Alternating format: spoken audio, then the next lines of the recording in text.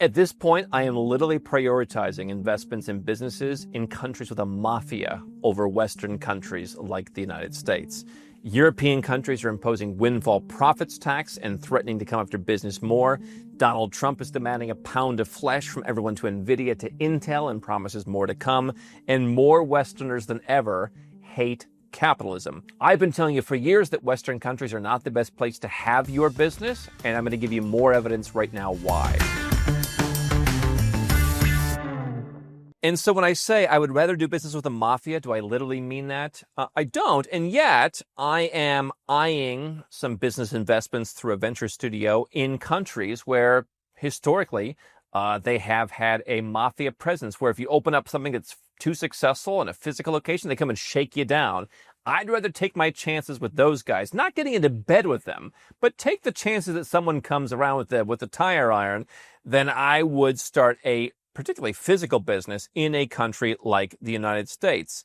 I really see the culture in these Western countries going against capitalism.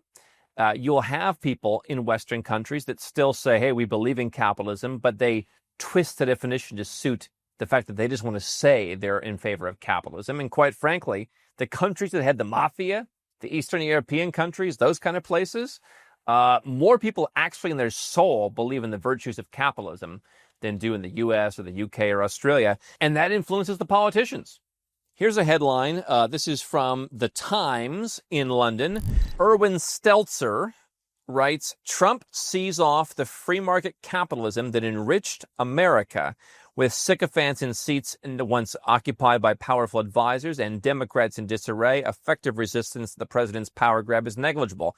This is not what they call a Trump derangement syndrome video. I don't live in the United States. I'm no longer American. I don't agree with Donald Trump on many things. I do not hate Donald Trump. I left to just be totally free from all these people. They're all crazy, quite frankly. But I will say I am the Nomad Capitalist. I actually believe in real capitalism, and I do not think taking a golden share in a company is capitalism. Here's what Erwin has to say. The art of the detail has come to government. President Trump wants a piece of the action on transactions needing government approval or funding. We have words for that. They're not capitalism. Trump wants equity stakes in an ever-increasing number of America's major corporations, giving him a say in what those corporations invest in, from whom they buy, to whom they sell, whom they fire, and much more. Yes, he was pushing the CEO of Intel. That guy had to be fired. And for all the talk of this negotiation strategy, doing that to then take a share in a company, it's not capitalism. The free market capitalism that saw the United States prosper like no other is no more. And when I left the U.S. for good and gave up U.S. citizenship at this point almost 8 years ago, I said, I'm not really a Democrat. I mean, there's certain things that I would agree with either political party on, but I don't like the argument that entrepreneurs are the problem and people have too much money. I don't agree with that. And yet I can't go to the other side because I saw this America First movement as being against people like me who want to go where you're treated best. It was basically do business in our country, and if you don't want to be here, then to hell with you. And that may be a simplified version of it, but I think I made the right decision. Joe Biden did a lot of crazy stuff, but now Donald Trump taking shares in companies, I don't agree with that. Now, I'm not saying that your company or my company, we're not Intel or Nvidia, they're probably not coming to take a stake in our company. But what this is the perfect mirror. We talk about citizenship by investment programs here. One of them is in Turkey. You buy a piece of property, they give you citizenship. It's easy as that. You can sell it in 3 years. Good way to get a second passport if you have some liquidity. And what we've heard people say is, oh, yeah, but with Erdogan, you never know when he could take it. Yeah, like Erdogan's coming to take your 2-bedroom apartment, okay? He doesn't care, right? I mean, even in the most corrupt countries in the world, they're not interested in your studio apartment, right? I mean, they got bigger fish to fry.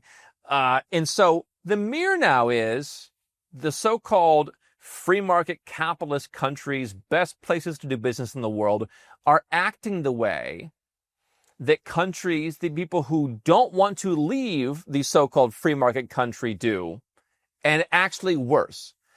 Yes, if Nomad Capitalist were a company in the United States, would Donald Trump come and screw with it? I don't know, maybe if the video's got enough views, we'd get some attention and maybe they'd screw with me. But probably not. He's probably not coming for your company either. But it sets a dangerous precedent. And I've told you this for years, because when the precedent is going in the wrong direction, you never know what could happen next. That's the problem with governments. They can change the rules at any time, and it may be in your favor and it may be not. And I think that when the trend is going in the wrong direction, maybe not is going to happen more often. Irwin continues in the Times. The confessedly corrupt early 20th century politician George Washington Plunkett famously said, "I seen my opportunities and I took them." Comparing that to Trump seen his. All right, a little wordy. The first opportunity was presented by a global trading system that seriously disadvantaged the United States. Trump replaced it with a system of tariffs that transfers enormous powers to him. NVIDIA, a world leader in AI development, was granted an export license to sell some of its chips to China, the enemy, in return for directing 15% of the proceeds to the Treasury. Now, Irwin might have a problem with Trump. I don't agree with the policies. It seems Irwin's got more of a personal issue, saying that Trump controls the Treasury. Maybe that's true. I guess it is true in practice. But the bigger issue is, hey, NVIDIA, you want to do a deal? You got to pay us 15%. Which is kind of a more sophisticated version of the guy coming around with a tire iron. I could tell you stories I've heard in some of the countries that I've visited, where the politician comes. It'd be a shame if the road in front of your restaurant was shut down for the next year and a half because we had to fix the sewer line. And then the family that owns the restaurant ends up selling it to some politician's, cousin or something. Yeah, not a big fan of that. What Trump is doing, and I'm sure what plenty of Democrats would do, is just a much more sophisticated version of that, where it shows any business can be subject to that. And so not only do I think that American companies are going to have a harder time doing business around the world, I've told you this just from a purely consumer preference perspective. In a lot of countries, the American products are not the most affordable. They're not the best value. And so the ones coming from China or Turkey or, produced more regionally are more of interest. And I think fewer people in emerging markets these days have an interest in buying American products or services. But on top of that, there's a geopolitical toxicity with the trade war that's making American businesses be deprioritized around the world. And on top of that, your own government now is going to potentially get in your way, saying, oh, you want to do business over there? We'll take a slice. I don't support countries that tell you can't use our passport to travel to certain places, often under the guise of it being unsafe. The United States does that with North Korea, but a country like next door, South Korea, tells its citizens they can't travel to like a dozen different countries. I don't think it's a good policy. It's not pro-freedom, nor is it very free to tell businesses who they can sell to. And what I told you is, the U.S. has basically quadrupled their sanctions over the course of this century. I'm not convinced there are 4 times more jerks in the world. I'm just convinced that the U.S. is being 4 times more of a jerk to the rest of the world and therefore shutting itself and its own companies out of opportunities, including places where you can sell your products. Now, I'm sure not selling your products or services to Somalia is probably not hurting you. But again, the trend is not your friend in Western countries. And as Irwin in the Times continues, the president now has life and death power over even Apple, which has won exemptions from tariffs on its iPhones and other devices by pouring the odd $1 billion into Trump's headline-generating announcements of new investments in America. Yes, there is a tone that Irwin does not like Trump, but take the greater picture here. The fact that Apple has to invest $1 billion to be exempted from tariffs, that's not how it's supposed to work. Free market capitalism doesn't work this way. This is why, particularly if you're from a country that has a reputation, you need to have an alternate identity for you and for your business. We help our clients move companies offshore all the time. And quite possibly, if you're moving your business offshore, you might need a couple of different companies depending on who you're hiring and where you're selling. You might not just need one company. You might need a proper structure. I also think that if you are from the United States, for example, and to a lesser extent, other well-known countries that are part of this, like the UK, allies that the rest of the world sees as oppressing them. France is one that right now in Africa, a lot of countries are pushing back on France. If that is your identity and you want to run a global business, you need to have some other identity. A place to live, a residence permit at home, a passport, that when you fill out the form saying, what's your citizenship? It's not the country they're tired of, or they're boycotting, or they have restrictions of, or there's reciprocal tariffs on. I would much rather be a St. Lucian in the eyes of pretty much anybody in the world than an American. I think that in the terms of long-term thinking, being a citizen of neutral countries is going to keep your own personal taxes down. The United States does have citizenship-based taxation, so no matter where you live, you're paying them a slice. Trump has only worsened that. He's supposed to be the guy that's lowering your taxes. And he did talk about ending citizenship-based taxation. He has not. But the bigger issue is, any of our businesses now, we all operate globally. Most businesses are not doing everything entirely within their own borders. And eventually, there's going to be an impact. Now, I understand that some of the chicken little talk of the tariffs going to end the economy didn't come out to be true. But I'm not talking about the impact on consumers.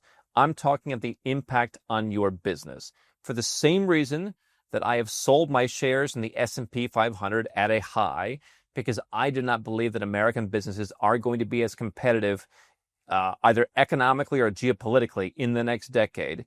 Your business may not be as well. And I continue to see when I talk to banks around the world, when I talk to business owners around the world, they really are avoiding, in particular, American companies and in particularly American owners, in the case of banks and in the case of investments. But they are increasingly choosing to be more regional, do business within blocks like BRICS, for example. There is a sea change. And so I don't believe that westward-facing businesses are going to be as competitive. This is only the next nail in the coffin that the allegedly free market capitalist Western countries don't even want to be free market capitalist anymore. And so, yes, Trump is probably not going to demand a golden share in your business, but there will be a knock-on effect. On top of all the tax hikes that countries like the UK and many in Europe want right now, talk of new taxes like wealth tax, and the fact that in the United States, if Trump is no longer in office at some point, there will be talk of new taxes there as well, on top of him not really lowering your taxes very much. All this put together, to me, is you ought to go where you're treated best.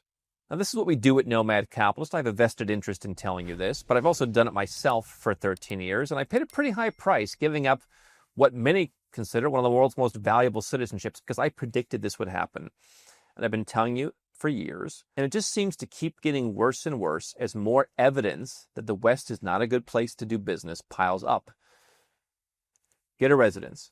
Get a home somewhere else. Get a second passport. Move some of your money offshore. If you have enough wealth, look at an asset protection structure like a trust. Look at how you can diversify your wealth and your business overseas, and look at how you can diversify yourself so that your identity no longer has to be conflated with this, and that you no longer have to be a sitting duck when they decide that the decline of free market capitalism is finally going to impact you in a way that you may have never considered before.